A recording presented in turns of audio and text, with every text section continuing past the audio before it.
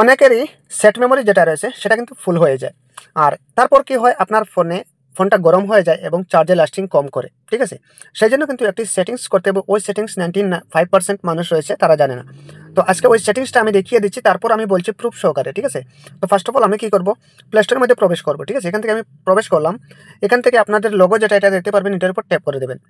সাথে সাথে এখান থেকে দেখতে পারবেন আপনারা এই যে ম্যানেজ অ্যাপস অ্যান্ড ডিভাইস, এটার উপর ট্যাপ করে দেবেন। এটার উপর ট্যাপ করার সাথে সাথে এখান থেকে দেখতে পারবেন আপনারা আবারও ম্যানেজ নামের একটি অপশন, এটার উপর ট্যাপ করবেন। এটার উপর ট্যাপ করার সাথে সাথে এখান থেকে দেখতে পারবেন আবারও দিস ডিভাইস, এটার উপর ট্যাপ করবেন। ঠিক আছে, তারপর এখান থেকে দেখতে পারবেন আপনারা ওই যে নট ইনস্টলড, ওটার উপর ট্যাপ করে দেবেন।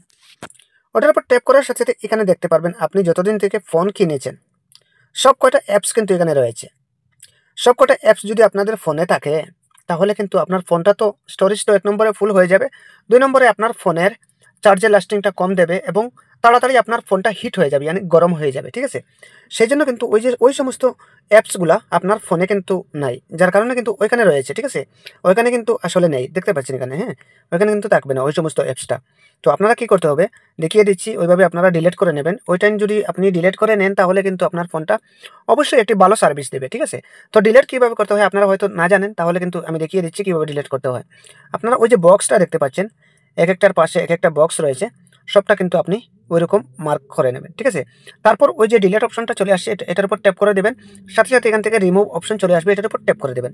সাথে সাথে উপরে চারটি চলে গেছে। ওইভাবে কিন্তু আপনি সমস্ত অ্যাপস, এখানে যতটা অ্যাপস শো করবে সমস্ত অ্যাপস আপনারা ডিলিট করে দেবেন। সেই ক্ষেত্রে আপনার ফোনটা একটু ভালো সার্ভিস দেবে, ভালো হিসাবে চলবে। তো এই ছিল মূলত আজকের ভিডিওটা। জানি না উপকার হয়েছে কিনা, যদি উপকার হয়ে থাকে তাহলে অবশ্যই ছোট ভাই পেজটি ফলো দিয়ে চ্যানেলটাকে সাবস্ক্রাইব করে রাখবেন। ধন্যবাদ সবাইকে এতক্ষণ সাথে থাকার জন্য।